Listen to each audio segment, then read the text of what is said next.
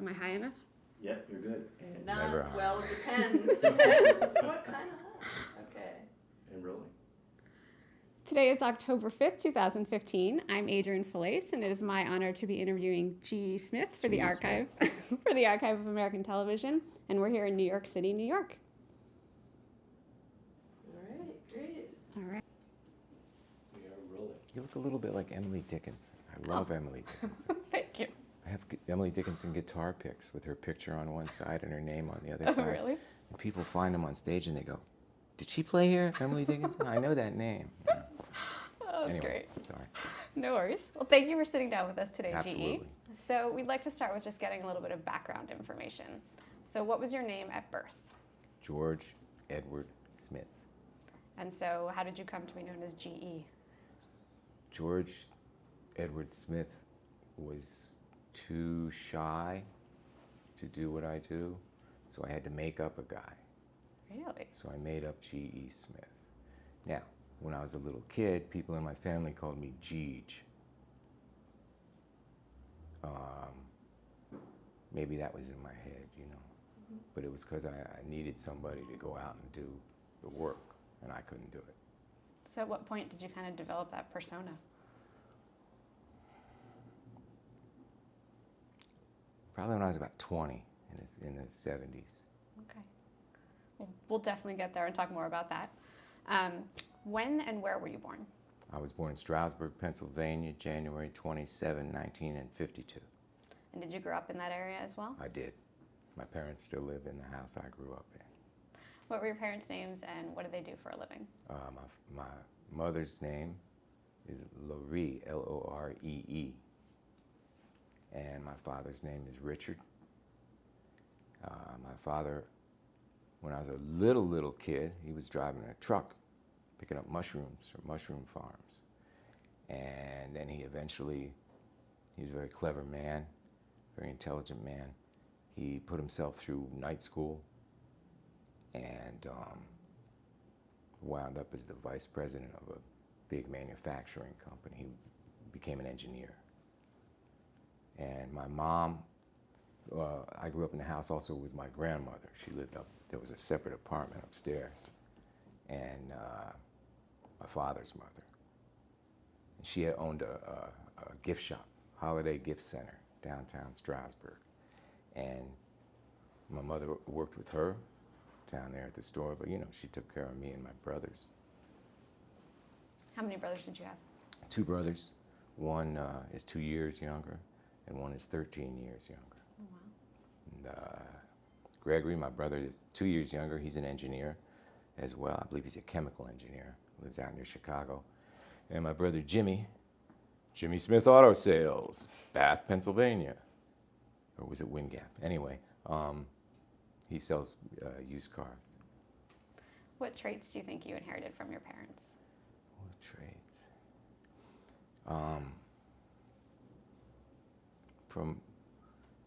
From my mother she always taught me, both of them were very big on making me learn to read. When my father, there's a picture of me and my dad when I'm 3 years old. I'm sitting on his lap and we've got the newspaper. And I'm pointing at the words because he says that I could read then like the headlines. I like Ike, you know, it's Dwight Eisenhower, is what I'm reading. We used to go and wait for the train to come with the paper in the evening, the old Journal American, an old New York paper that's gone. And that would come in, and we'd get the hot off the train, and we'd read the paper together. And my mother always showed me she had a lot of those big coffee table books with photographs of like Muir Woods, and that was one she had, and the deserts out in Utah, you know, and stuff like that, you know. So she gave me this sense of wonder, and my father gave me the sense of like diligence. What were some of your interests when you were a little kid? I expect just being a little kid, you know, food. My grandmother, my father's mother, she's Lebanese. My father's Lebanese. And so there was a big extended Lebanese family in the town. all her brothers and their families, my grandmother's brothers and their families. So I grew up with lots of that Lebanese thing around. When I was a real little kid, we had some relatives in Scranton, and we'd go there, and there was still a couple of the old people. Old Uncle Tom, he sat on the porch and read the Arabic language newspaper, you know, and a couple of the old ones still spoke Arabic, so I heard that when I was little, and I liked that. You know, I thought, "Oh, that's cool." And the food was a big thing. And then when I was 4, I got one of these, and that was it. How did you get a Everything guitar? else was canceled, and it was this. So how did you get your first guitar? Went down in the basement with my mom. She was doing the laundry. I said, "What's that hanging on the wall there? What is that?" She said, "Oh, that used to belong to your Uncle George, one of my grandmother's brothers." And I don't know, it's a guitar. What? I said, "Can I play with it?" "Yeah, sure." She takes it down and gives it to me, and I just went crazy. It was in the summertime, and I remember I took it out in the backyard, and I laid it like this on the ground, and I laid down, and I would go, and I'd hit those low strings and watch them vibrate. And at some point, I understood that the vibration made the sound. 4, right? And the whole world snapped into place. The edges of buildings against the sky, and the airplane going across the sky is not the sky, it's an airplane. You know, when you're a tiny little kid, you're just this ball of boom. Well, that was the moment for me where it all went bang. This is you in this space, and everything else is not you. So did you take lessons? There was, this is in the 50s, in this little town in Pennsylvania, there was nothing. There was nobody to take lessons from. There were no other guitar players, certainly that my parents knew or anybody knew. But when I was 7, now by the time I was 7, I had figured out, I knew the names of the strings, and I had figured out some little chords. I don't know how. Maybe my parents bought me a book. I don't remember that. They must have. How else could I couldn't have just pulled it out of the air. I knew how to tune the guitar. The summer when I'm 7, 1959, I'm sitting out in the yard, and my uncle, George, who that guitar used to belong to, comes over, and he's got this girlfriend. And she looks at me and she says, "Oh, do you want a real guitar?" It was a real junker, you know, the one. 7, I go, "Sure." Next day she shows up with a good guitar, a Martin. You know, this little mahogany-bodied Martin. And, more importantly, a 13-year-old Irish girl who was working for her that summer as like an au pair kind of arrangement, you know, over from Ireland. And she taught me to finger pick. You know, you can play a guitar with a pick, right? I don't have a pick with me, but, you know, just by around up and down, pick the strings. Or you can, what they call finger picking, where you do the bass and the melody at the same time, you know. That's what this girl taught me. I was so lucky to learn that when I was 7, you know, and not have to wait till years later.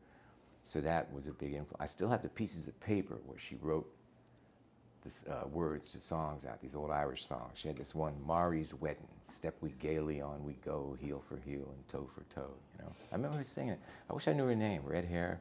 Of course, I was totally in love with it, you know. She was 13, she was all grown up. And yeah, so that's what happened. So who were some of your earliest musical influences? Who were you listening to? Well, my grandmother, see, I was just lucky. You know, I don't think I have any very special talent. I was lucky and I was game. You know what I'm saying? I was supremely lucky, always. Things like that would happen. Somebody would just walk in the yard that didn't even know me and give me a guitar and a girl to show me how to play it. Come on, you know? So my earliest musical influences, my grandmother, and this is where the love part comes in, my grandmother loved people like Louis Armstrong, Nat King Cole, Duke Ellington. She had those records. And I was with her all the time because she was right upstairs. I loved my grandmother. Siti, we call it, the Arabic word for grandmother, you know. And so I'd hear those records. Those are that's the first music I can remember, you know, and that's good music. Mm-hmm. Nat King Cole, you know, I'm listening to Duke Ellington, I'm listening to Louis Armstrong. And my dad loved a little bit later, but that same kind of stuff, the band, big band stuff. He liked Louis Prima. And he had this great singer named Keely Smith, and I was fascinated that her name was Smith too. I knew Smith was just a dumbass, regular name, you know, but I was fascinated by her and would listen, and I'd listen to how she moved those notes around. She was a real artist at that. So that was the early music I remember.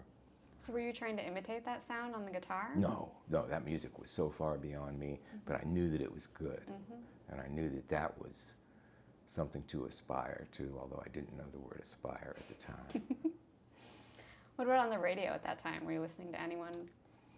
Well, in our little town, before 1959, I think, in my memory, is when this happened, we had the one radio station, WVPO, the Mighty 590.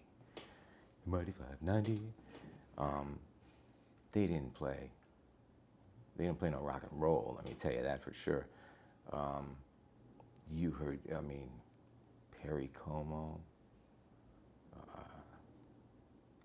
the most saccharine American pop music of the time, you know, and even of a earlier time. In the 50s, when I became aware of music, they were probably playing stuff from the very early 50s and the immediate post-war period, late 40s, you know, Glenn Miller, that kind of stuff, which now I know there's some good music in there, but at the time it just sounded cornball to me, and that didn't move me. But that stuff my grandmother was playing, the black music moved me. That's what I heard. So how did you get exposed to rock and roll and some other sounds? Well, eventually, now I got older cousins because I got this great big family. And at one point, I'm over at Uncle Eddie's house, and he's got Rosemary and Mary Ann, my cousins, his daughters. Again, and one of my grandmother's brothers, Uncle Eddie.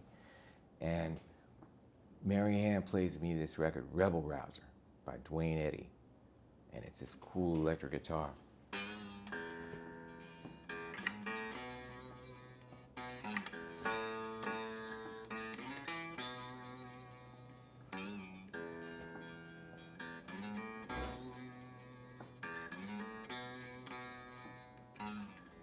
Big sound like he's playing way back in a cave somewhere, you know, and you're outside listening to it. Well, I just went, give me that, I want that. Because before that, you know, I had an acoustic guitar. And in the late 50s, early 60s, there was the folk music, what they call folk music, you know. That was going on. So I was hearing that also from my cousins. And but when I heard that electric guitar, that was probably around 1960. The record had been out for a couple of years, but she played me that record. She gave me the record. I still had 45, you know. So did you play in any bands as a preteen, teenager? I played in a when I was in 7th grade. How old are you when you're in 7th grade? Like 12, 13? Yeah, 11, 12, 13. Well, my daughter's 13 and she's in 8th grade. Yeah, so I was maybe 12. And I had a little band with a couple buddies of mine, but I had also done some playing earlier with some local people because the rock thing is starting to come in, you know. In 59 or 60, they finally ran a cable over the mountain and we got TV and other radio stations and stuff. So now the people are hearing the bigger, wider American thing that's going on. You know, rock's been happening for a while. In a lot of people's minds, rock and roll's already dying by the 1960, you know. So yeah, I played with some people probably when I was 11. And, you know, yeah. So was it? But that wasn't like what you would call like being in an organic band, and I didn't do that till I was 13. Yeah. So what was the band at 13 then? The one when I was 13 was called the Rubber Chicken. Good name. Good name. We had one of those rubber chickens that we would hang on, you know, on a thing. And that was like with some guys that I was in high school with. Nice. We played, that would have been in 65. You know, we probably started that that year in school, the 64, 65 school year was when we had that band. And I don't remember how long it lasted. My dad had business cards printed up for the band at the place he worked because they had the machinery, you know, that they could print up. There was this very cool thing that opened up. It was black on the front. It said the Rubber Chicken, and then you opened it up, and it had our nicknames. You know, Smitty, mine was. Yak, Bo. So when you finally got television, what kind of stuff did you start watching? My parents would watch stuff. I would only watch, like, you know, music stuff, and then I'd watch, you know, Walt Disney, you know. What was some of the music stuff you were watching? Well, the stuff then was the folk thing. There was this show called Hootenanny that was on. And they would go around to colleges and film that. And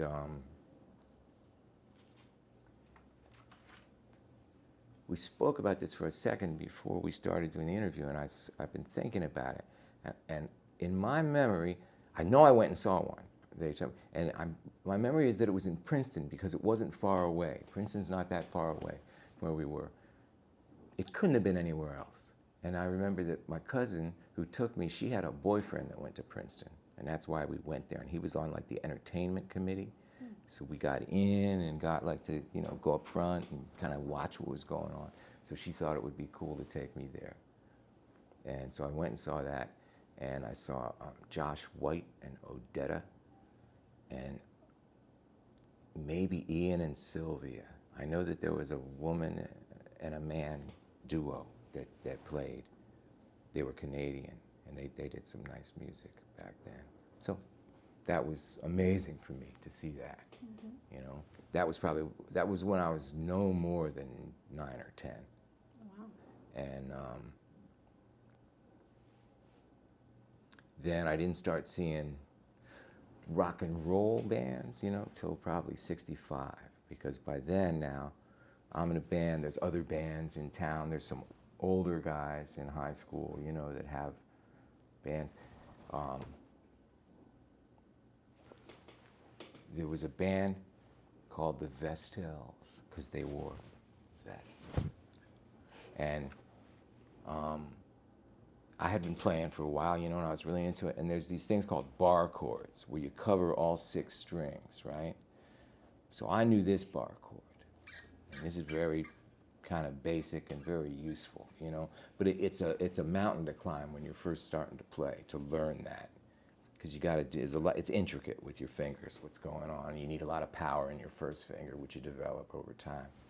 For a little kid, that was a real, you know, I got somewhere when I learned how to play the bar. I knew there was another bar chord shape, but I didn't quite know what it was.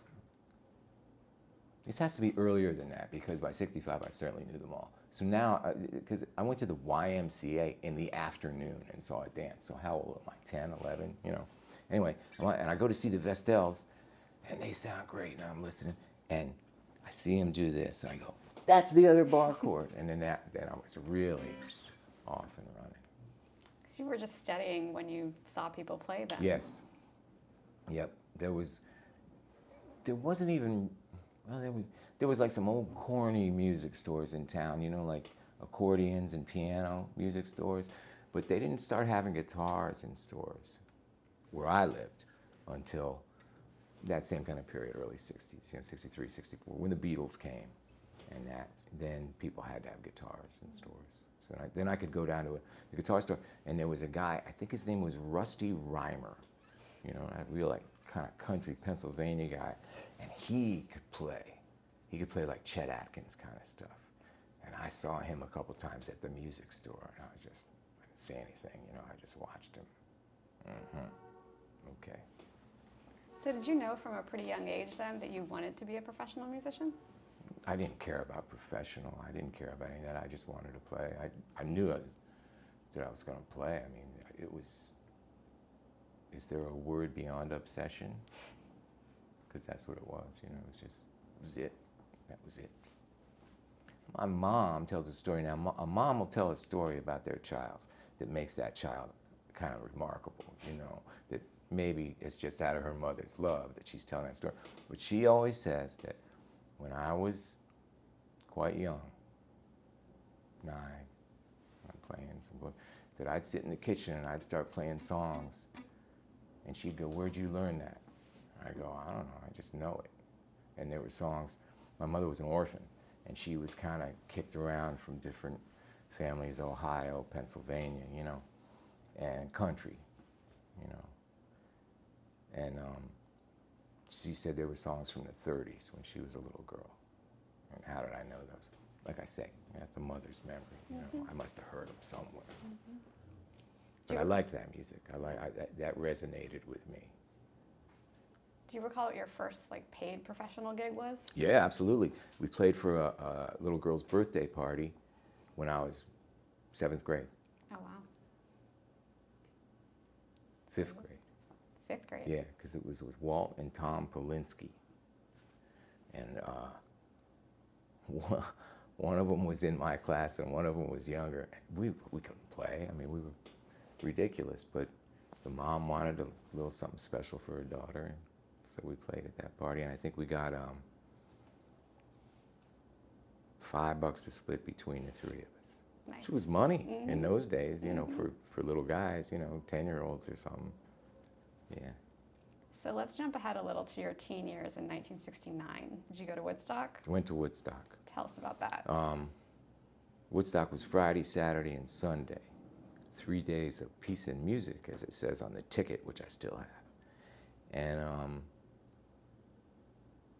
where it was located, where we lived in Pennsylvania, we could go up the back way. I had to work on Friday. I was working for Uncle Eddie, delivering produce.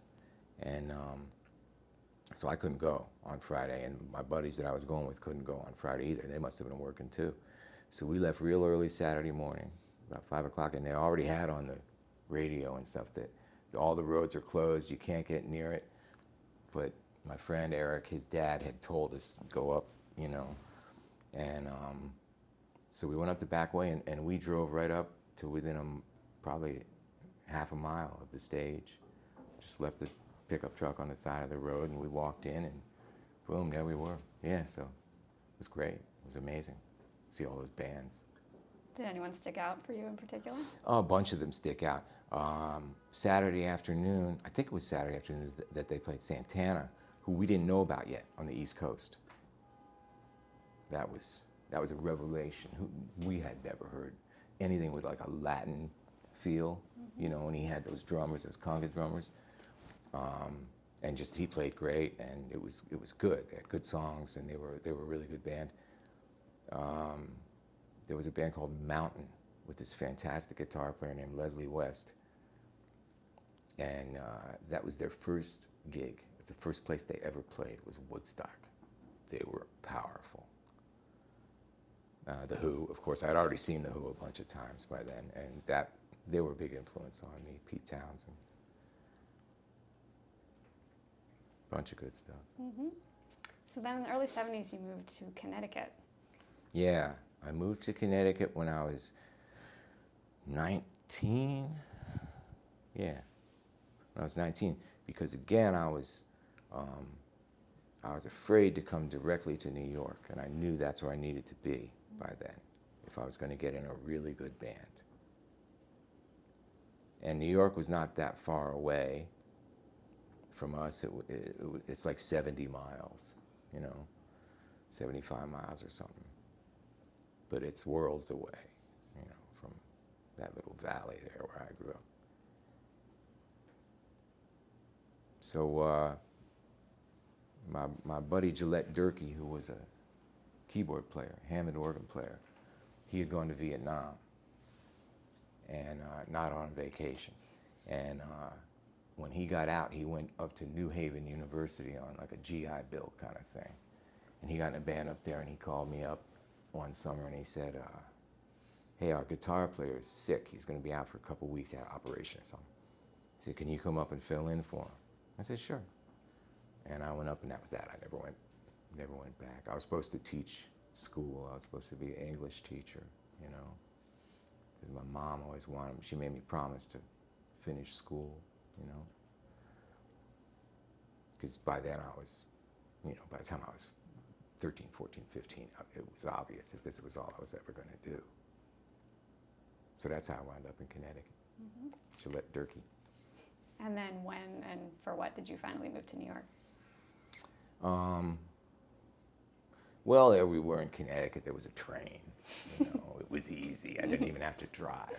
So after a few, I loved Connecticut. I loved it. You know, I got in a good band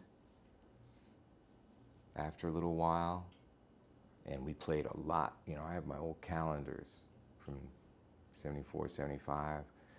We're playing 240 nights a year. You know. I got a little apartment, I got a car, I got a girlfriend, you know, and I'm making $300-400 a week. Hey, come on, who's better than me today, right? So that was great. So I stayed there for a while, and just started coming to New York after a while. By like 76, 77, coming into New York, and going to see bands, and it was great, you know. See what was happening, what was starting to happen in the punk thing, and you know. And then in 1979, you played guitar for Gilda Radner's Broadway show, Gilda Live. Yep. How did that come about? In '78, I had gone on the road. I had auditioned for and gotten a job with a band called Desmond Child and Rouge. Desmond, good songwriter. He later wrote a lot of songs like with Aerosmith, Bon Jovi. You know, he's written a lot of big hit songs. Dude Looks Like a Lady. Desmond was in on that one. But a lot of big songs. Anyway, Desmond Child and Rouge. Rouge were these three women vocalists. Great people. It was a big band. And the cool thing was there was a Latina thing going on in that band. So that was a nice influence. They were from Florida, from South Florida, Cuban. There was a Cubana thing going on. There was a guy named Gilmore DeGap, Conguero. And so I played in that band. Then the Rouge Girls, by then I'm living in New York. And I'm doing little things, you know. Back in those days, there was still a lot of recording studios and things going on. So it was pretty easy if you were like the fresh meat in town. That's what they always wanted, you know. That's what they still want here. You know, they want to grind you up and get the next guy, you know. But I was the new guy, so I started getting a lot of work, working in the studios, running around. And the Rouge Girls got the job with Gilda. I don't know how they got that job, to do this Broadway one-woman show, to be singers and also act a little bit in the thing.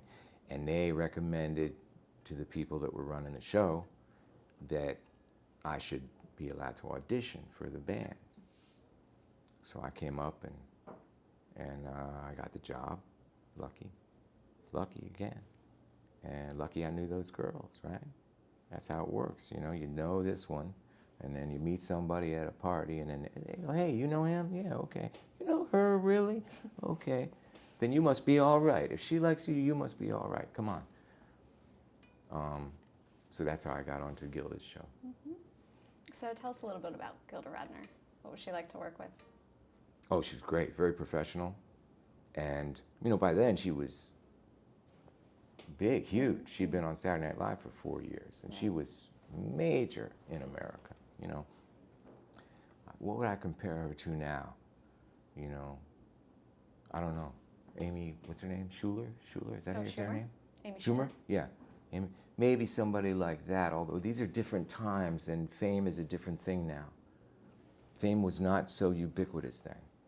You know, before the internet, not everyone was famous. And if somebody had gotten that lucky break and worked that hard to get to be famous, it kind of really was special, you know? So, but she was very talented, very intelligent, and also very silly and funny. You know, she wasn't one of those comedians that was on all the time. Some of them, you know, that I got to know afterwards through her, you know, they're always on. You know, Belushi was always on. Robin Williams was always on. Hysterically funny. I mean, but after a while, you were like, man, let me breathe, you know. They never stopped. But yeah, she was great. Just a nice person. So had you seen her on Saturday Night Live? Sure. Well, everybody would. Yeah. Who didn't watch Saturday Night Live, you know? And also, they had bands on Saturday Night Live, so you'd always tune in to see who was playing that week. What did you think of some of the early musical performances on SNL? I thought it was wonderful because it was live. You know, by then, I was already kind of at a point in the business where I knew that you went on and mimed, you know, lip syncing, they called it. You'd sing along with your record and just pretend like you were playing. And I would always get a kick out of bands that I'd see on shows that were lip syncing and were doing things that only musicians would get to kind of undermine the process, to mock themselves. I like self-deprecating humor, you know, to mock themselves and the process of, yeah, we're just here selling our record, and you know it, and you know what, you know, what's going on. I loved seeing that. I was always a big fan of doing stuff like that because of what I'd been influenced by, Yeah. seeing that. So you played with David Bowie in the 1980s too. Very, very briefly, I met David at a party.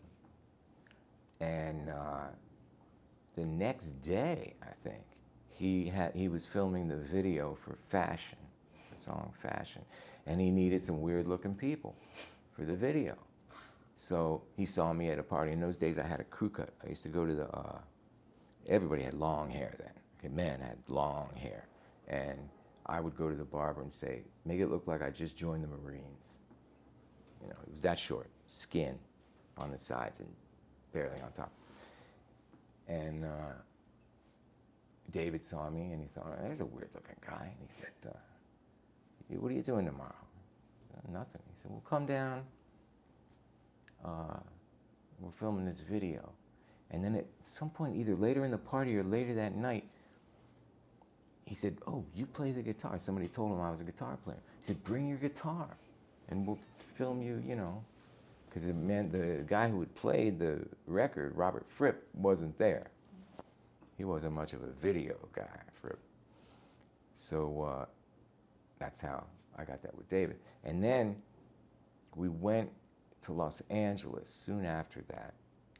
We put together a little band here in New York of just some guys, some of his guys, and I got a drummer and maybe a bass player.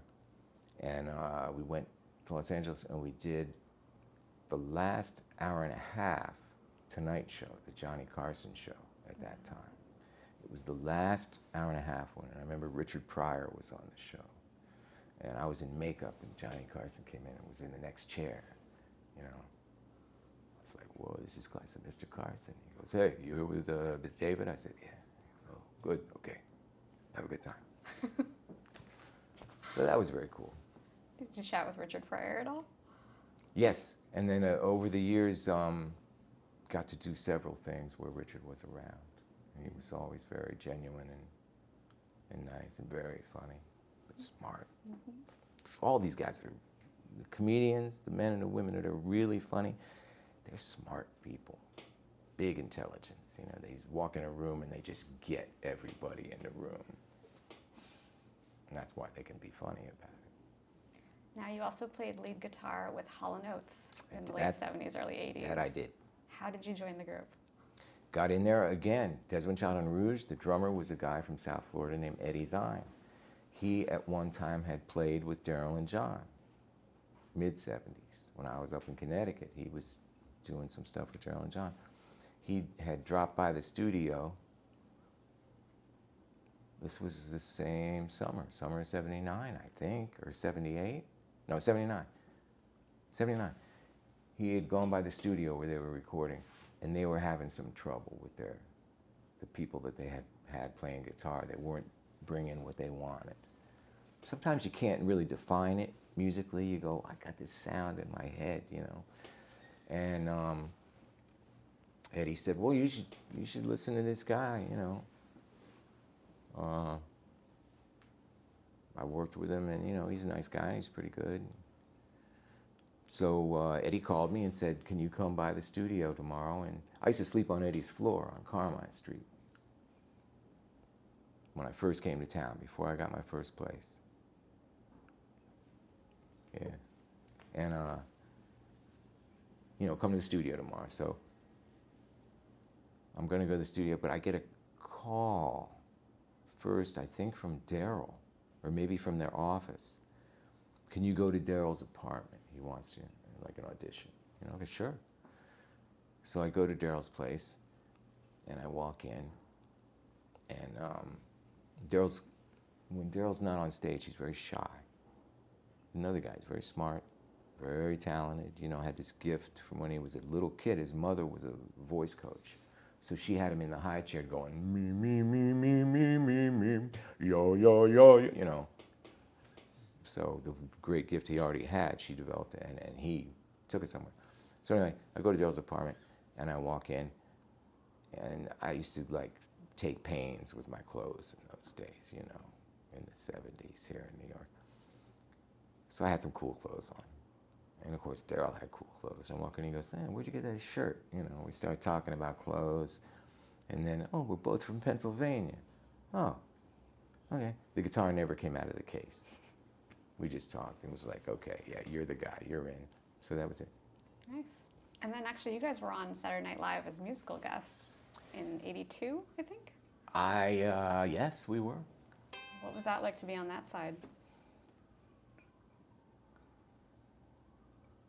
I don't remember.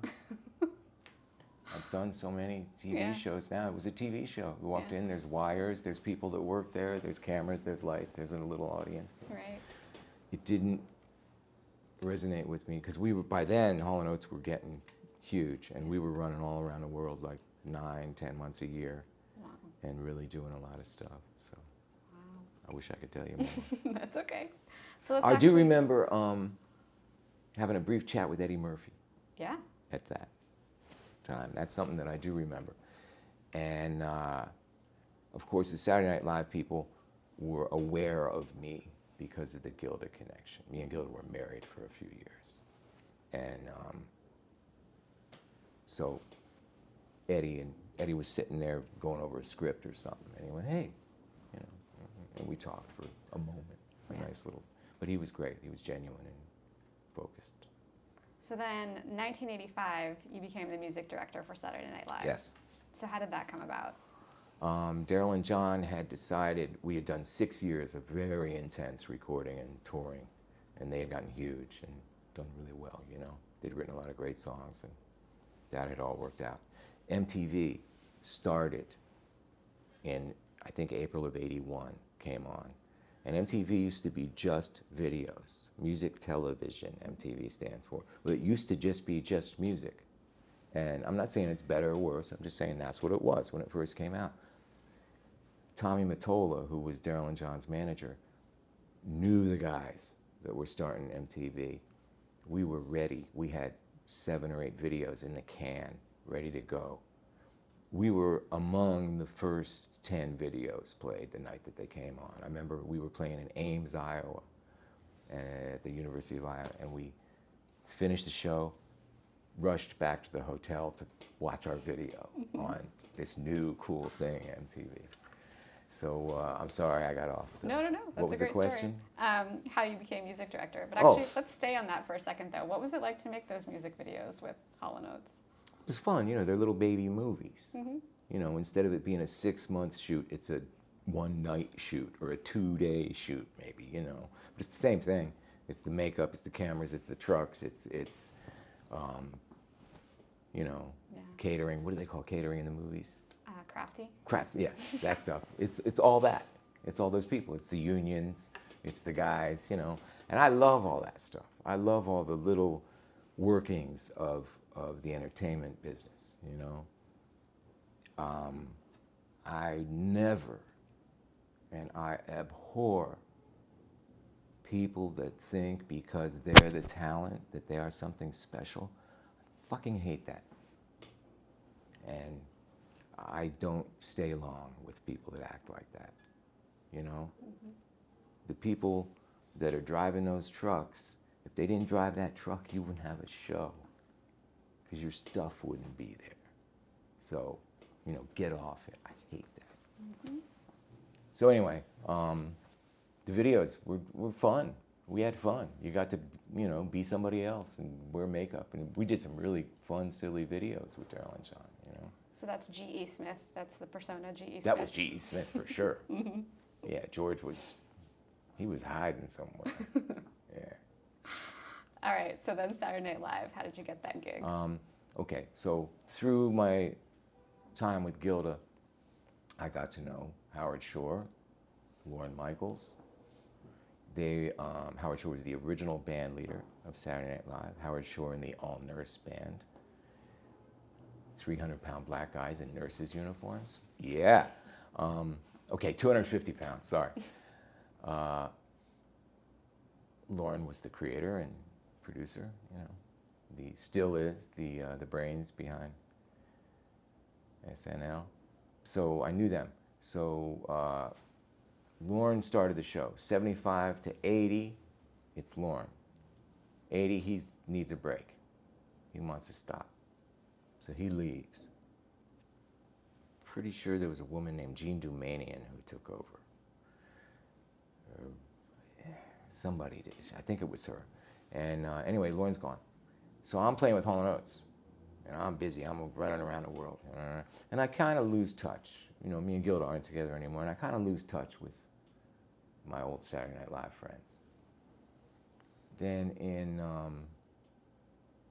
85, spring of 85, we finish a tour. We do the Live Aid show, which was a big television thing. And by then I was doing my band leader routine, you know. G.E. was doing his band leader routine, you know, directing the bands and stuff.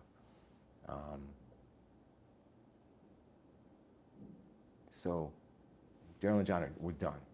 They're tired. They need time off. Lorne is about to come back to Saturday Night Live. He's had enough time off. NBC wants him back. He kind of wants to go back, I think. And he gets a hold of Howard, who has now become a major film score guy. Howard's doing big, you know, Hollywood major films. Lorne says, "We're going back on the air, Howard, I need you." And Howard goes, "Can't do it.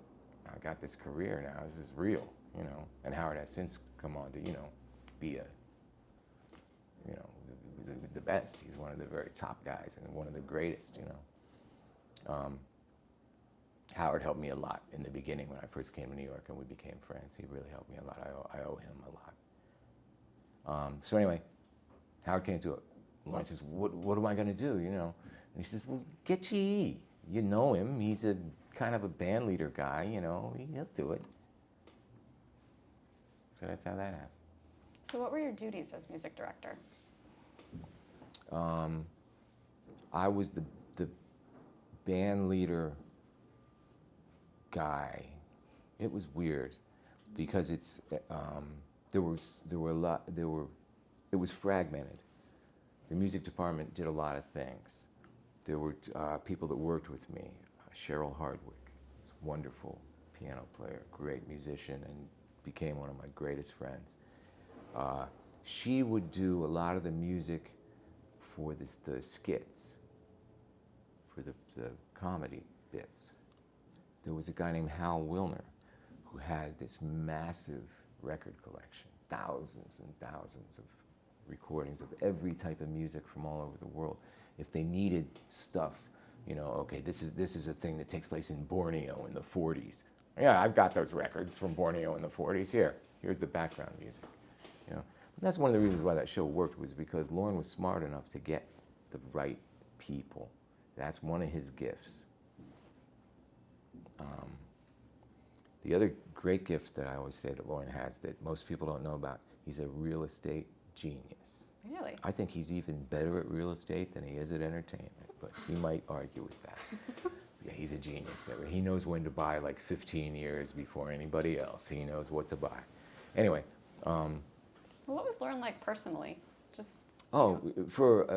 For a bunch of years, we were good friends. You know, I lived right near him, and you know, we hung out a lot, and we had some nice times. We did a little traveling together and stuff a couple times. Mm-hmm. And very nice guy.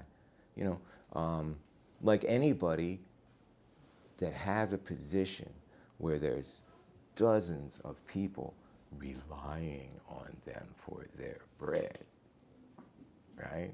Both figuratively and literally. That's hard.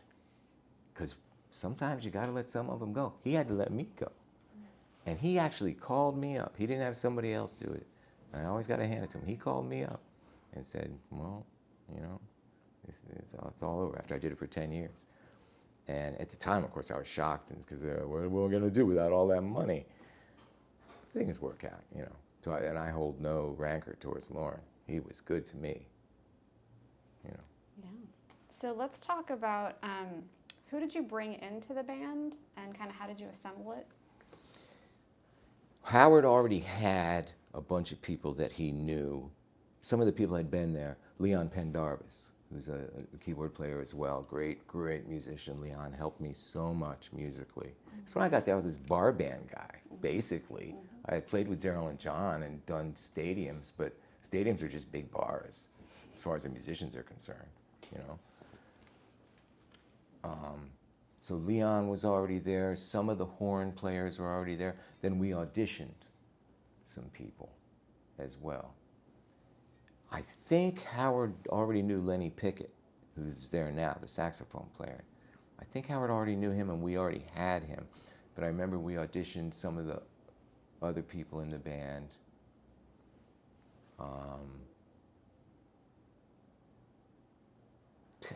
I don't know, does anybody care about this stuff?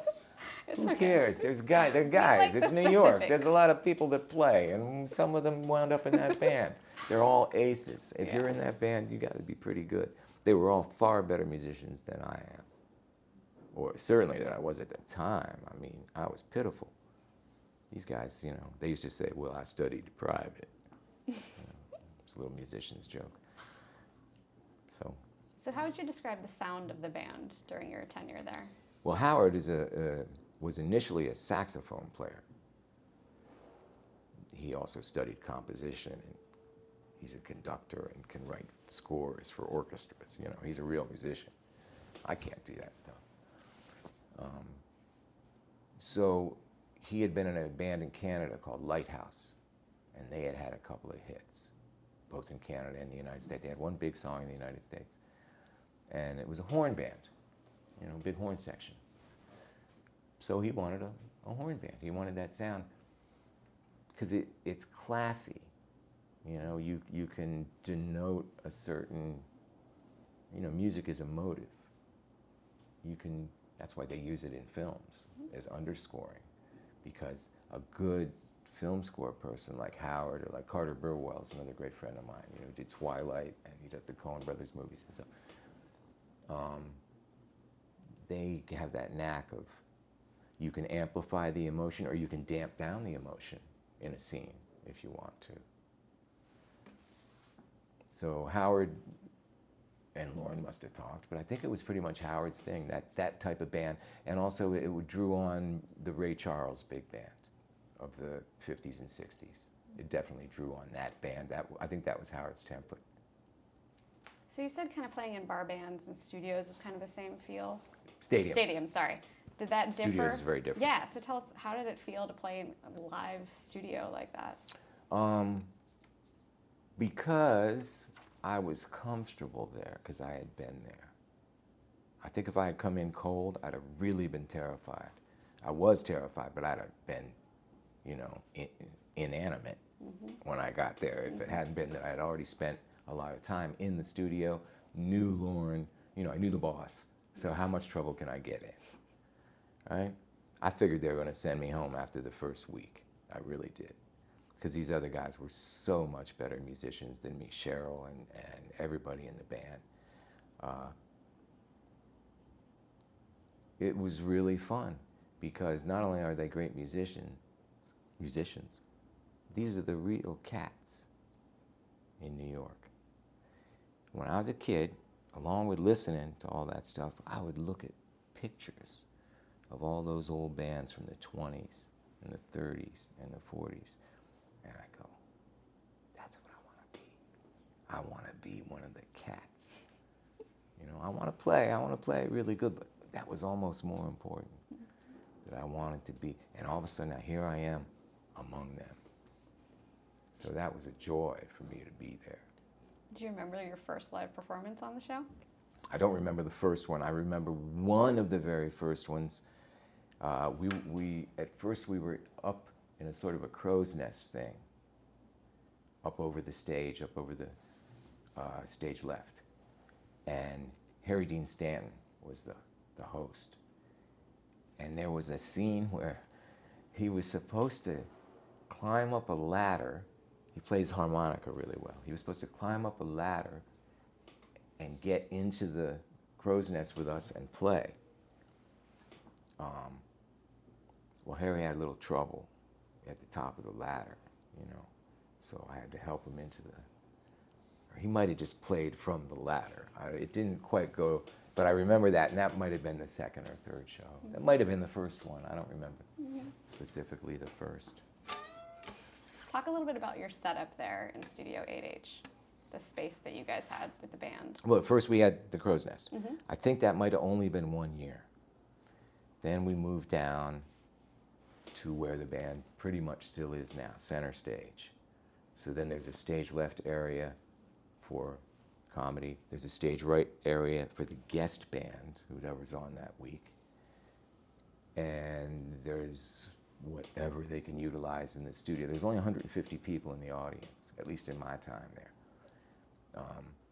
So they use every bit of space to set up scenery for staging. One hysterical thing that happened. Okay, so stage right from us is the guest band spot. So this Irish band, the Pogues, is on.